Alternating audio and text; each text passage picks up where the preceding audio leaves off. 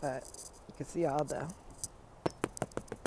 fluff from the trees is flying everywhere. And I have on brown velvet jogger, so I don't want to get all the stuff. I don't care. I don't care. I'm just going to be out here for a minute. These collards that are being annihilated by cabbage worms.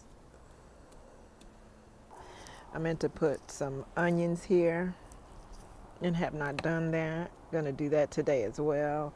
I'm gonna take out these herbs and put in more garlic. This garlic is turning out really well.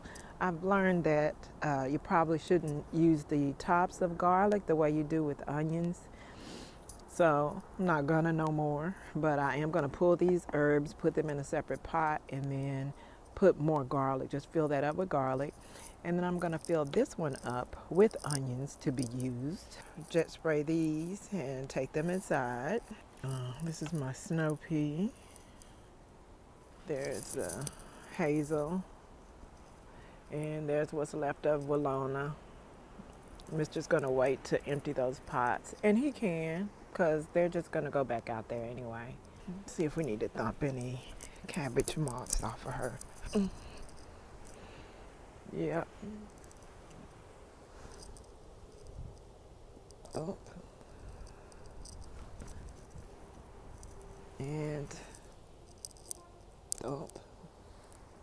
Die. Yeah. I knew there would be. And here's my red onions. They're still growing. String beans, which are not gonna make it. This white thing still. This one's dead, I think. But we hit a freeze last night, so these aren't gonna do anything. There are a few little peas on here, but I don't suspect they're gonna. Has the squirrel been in there? I believe it has. But anyway, I don't suspect this is gonna give me any green beans. No cabbage worms on this one. There's a hole down in there where you can see the squirrel. I don't know what is with the squirrel where it likes to dig in next to my doggone plants. What the hell? Something came and pulled up the spinach, all except for this one. So all that's gone. I have these sugar beets in here that are doing really well. I have the 4 collards. I'm going to come and harvest some of these outer leaves. Here's my purple tree collard. It's doing real well in here. Another collard here that is untouched by cabbage worms, thank goodness. These carrots, purple sprouting broccoli with not a broccoli on it, not the one. Another snow pea. Bina. Look how big that Swiss chard is. Anything popping up over here? No. Nope. Nothing doing. Nothing happening. Except the spinach right here. Yep, so nothing's doing well over here except Swiss chard. Of course, that's doing amazing. My viola, which is almost time to be over. Sugar beets. Next year I need to get everything established, my fall garden established in August. Remember that, self. And here's another one. Do we got any? I'm just gonna thump those just for good measure. I don't see any cabbage worms on it though. See, look, that's a squirrel. I'm gonna bring some doggone cayenne for his ass. See how he liked it. So there you go. But that's looking nice. I wonder if that's gonna maintain. Cause baby, all my life I will be driving home to you. Oh.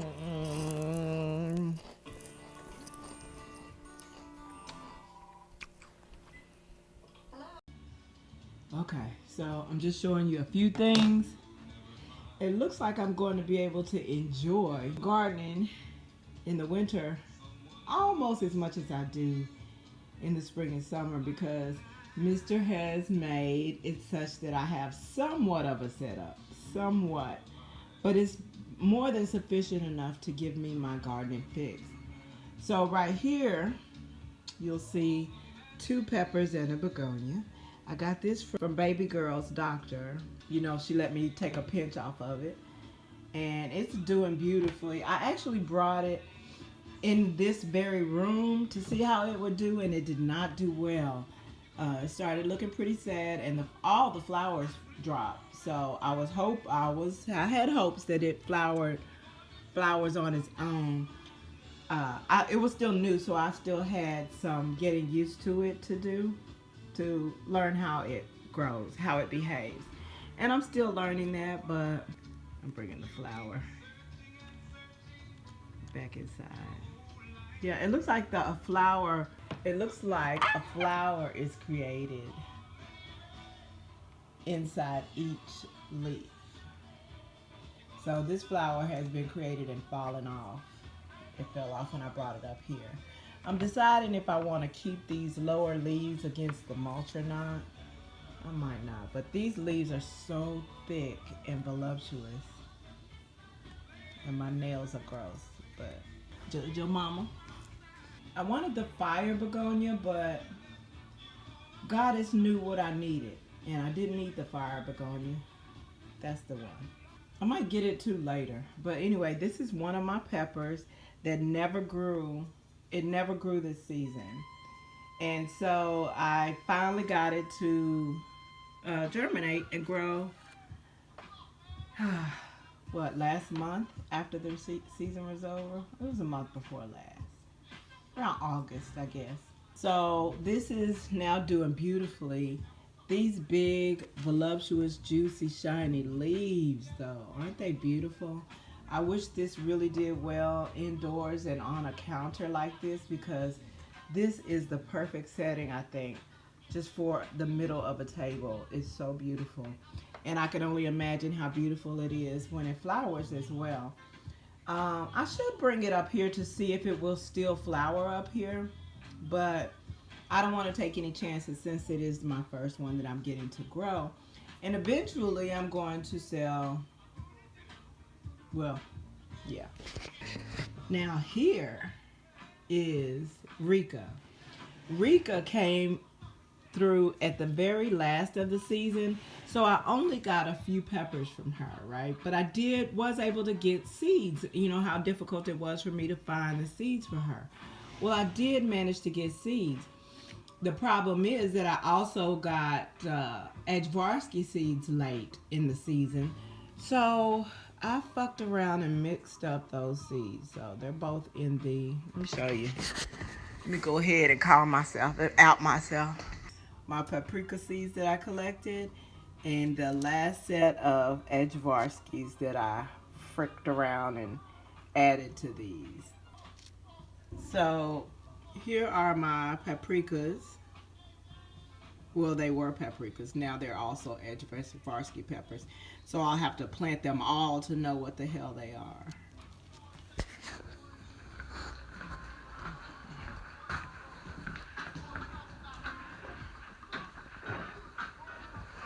Anyway, as I was saying, so Rika, I brought Rika inside and I cut off all her peppers and I harvested her seeds. So it was only like four peppers, right? It was 5 peppers. I gave 3 of them to relatives, and I harvested the seeds for the other 2 so that I can get a start of collecting seeds next year. Well, as soon as I accidentally mixed those seeds up, I just went ahead and cut off the other green peppers as they were.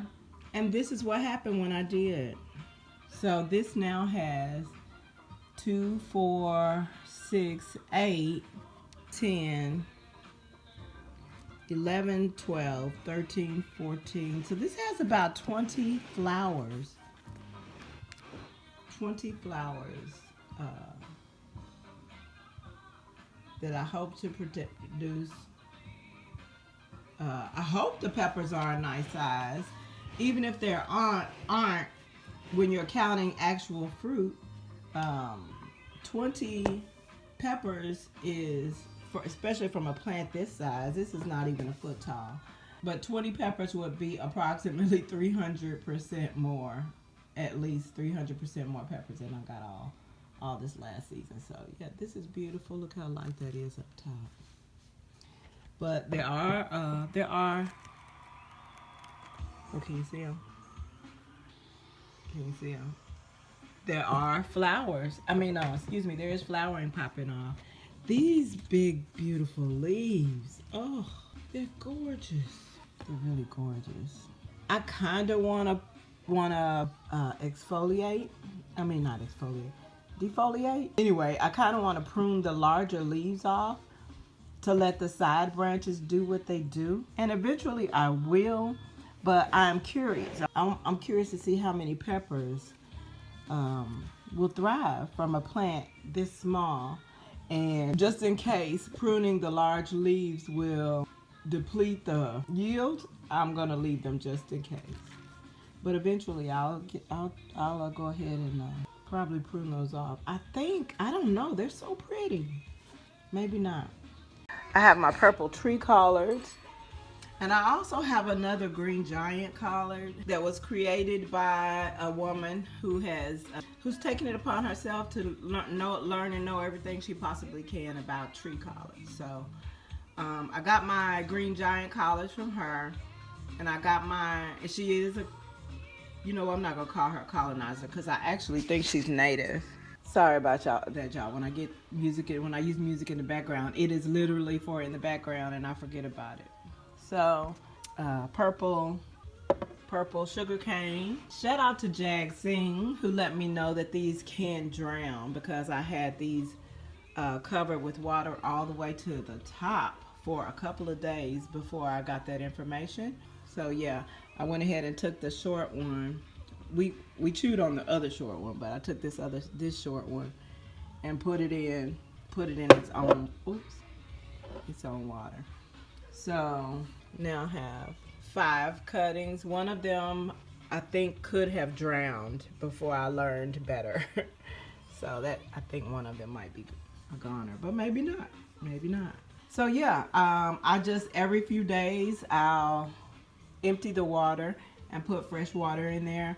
And don't mind it taking its time in rooting, because it's fall and I have the whole winter to go before I can even think or dream about planting them outside. And I don't know what I don't know what kind of pot I want to put them in yet. So there's Mr. Money Tree. I gave it a little water a while back and took off all the bad leaves. Now this whole thing is looking tragic. Still, my sweet potato vine is still doing its thing. Does that look bitten off? Yeah, but my sweet potato vine is still doing its thing, and I'm letting it continue. I'm still randomly getting more red vein sorrel popping up, so it's kind of randomly doing okay. The ginseng ficus, I don't know what it wants. I don't know what you want. I gave it water. It seemed to be worse, but I don't think that that's what made it worse. But I'm going to give it some more water anyway. And these, I know what you're thinking. These are the flowers I get all the time from Mr. But guess what? The tables turned and I bought him some flowers. So these are the flowers I bought him. I'm a cheapskate, so yeah, I got Mr. some beautiful flowers. I like how these purple ones opened up. They weren't open when I got them. You can see them opening up as time passes, as they age. Yeah. Well, while we're at it, let's go look at the front. Now, Amara has been showing out as aesthetically in the front since the temperatures dropped. Oh, look at her. She's flowering. She got flowers on the top. She look pretty. I might really just use her there for that. My herb planter is just barely surviving. My herb planter is just barely surviving. Oh shit. Look at that motherfucker.